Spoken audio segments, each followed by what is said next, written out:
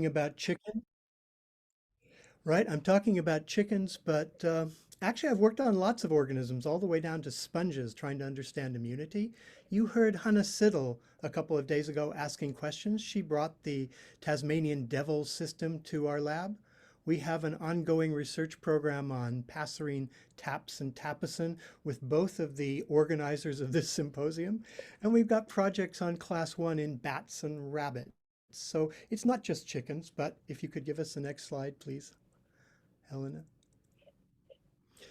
Yeah, it's mostly chickens, and we work on a variety of levels from genes to protein to cells to individuals to populations now. And my my biomedical colleagues are always asking me, but why do you bother? Since almost everything we know about mechanisms of disease resistance comes from work with humans and biomedical models like mice, and where everything is really easy to understand, why do you bother with chickens? And having listened to the last excellent talk, and actually many other excellent talks, I know this audience doesn't need to be told about the advantages and the disadvantages of working with model systems. But chickens have another twist because they're also a food animal. And that means that the global poultry industry has been sponsoring a very large and active research community for decades, which has accrued a lot of resources and tools and experience. And there's a further twist, which is chickens can possibly provide an integrated overarching system in order to look at disease resistance and interactions with pathogens as the only real competitor at the moment for the systems in biomedicine, which are really based on two different systems. So humans are assessed for all sorts of different kinds of traits for the positive reasons that you can read there, but it's challenging to do frank experiments. If I could have the next slide, please. And so when people want to understand mechanism in some detail, they turn to mice, where there's fantastic work you can do, but most of it's on a few highly inbred strains. And both the pathogens and the environment, if you think about microbiomes, are generally not natural. And while there's many similarities with humans, there's many differences also. Next slide, please.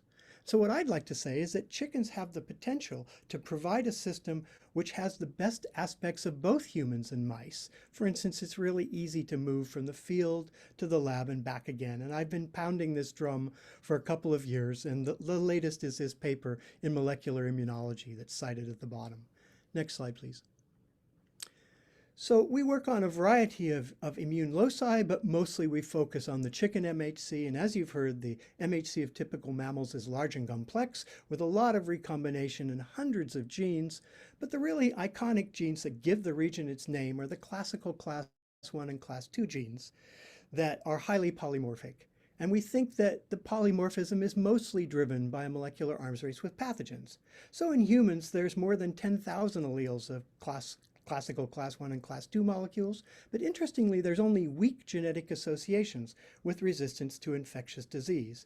Next slide, please.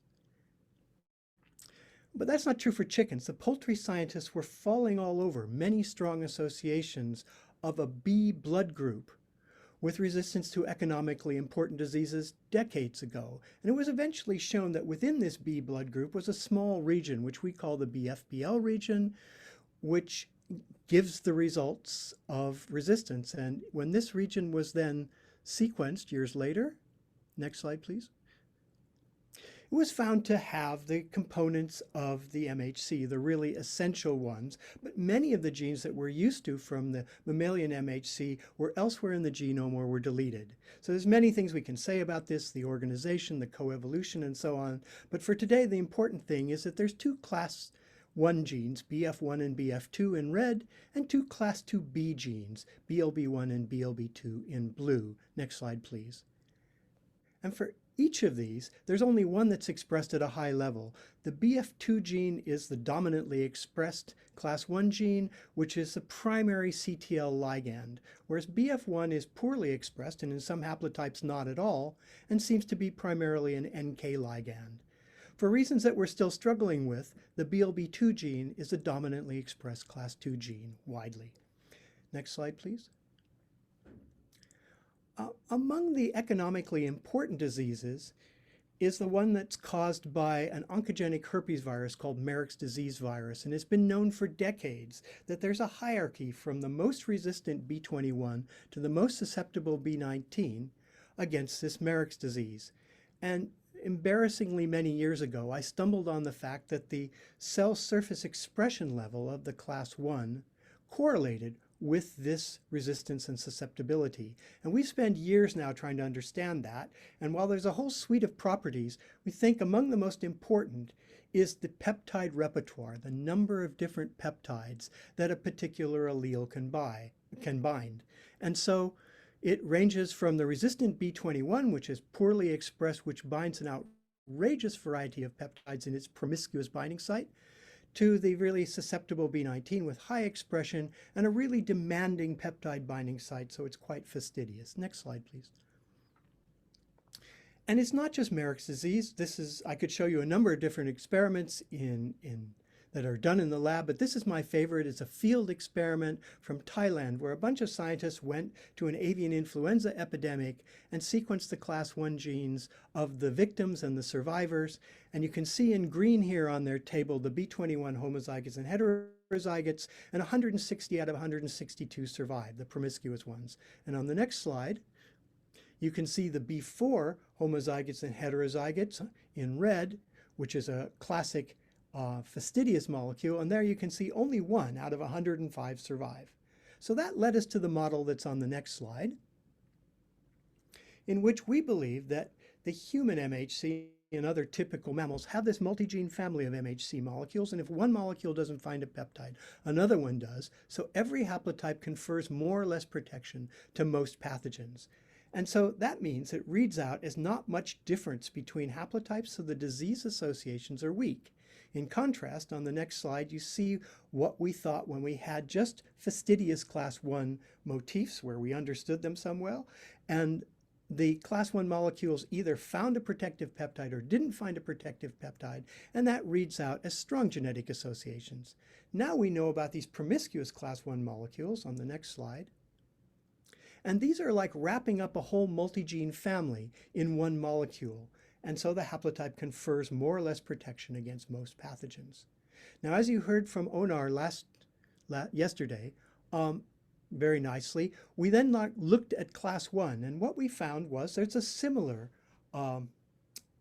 hierarchy, but it's just not as wide. Next slide, please.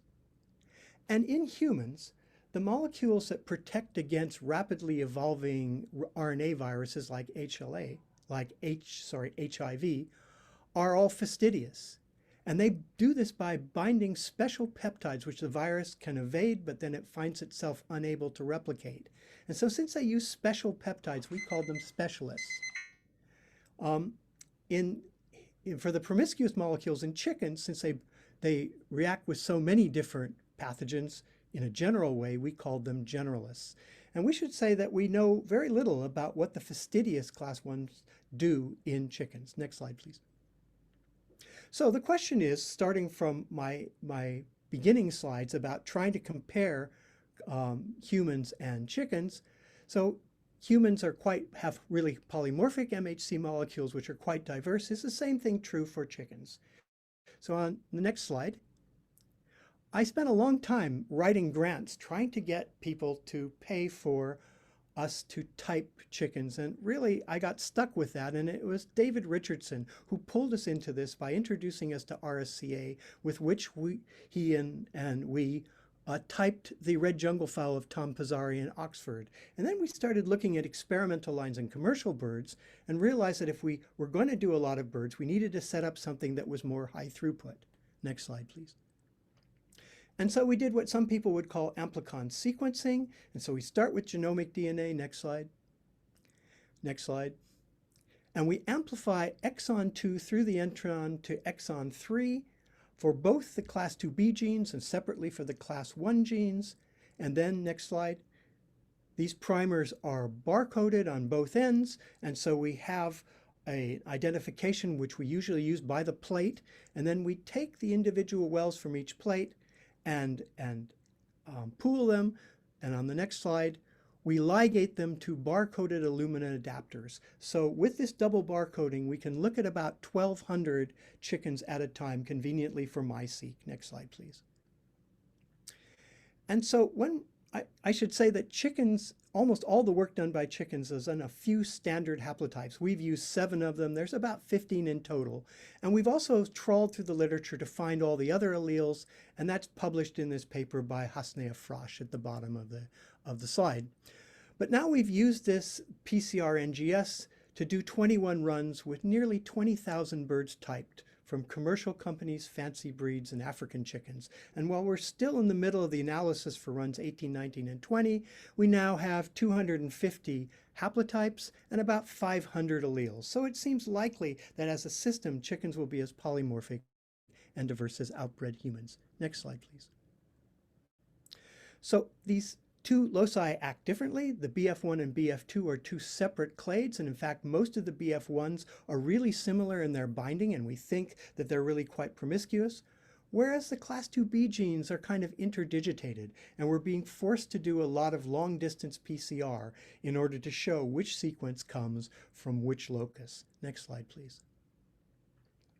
And what have we found? Well, there's a lot of stories, but I'll just tell you a little bit about the commercial chickens. And what we found is they have quite reduced diversity. So the one that I'm showing you here, a broiler line, has really 4 haplotypes that make up 96% of the chickens, and they're all promiscuous generalist class 1 alleles.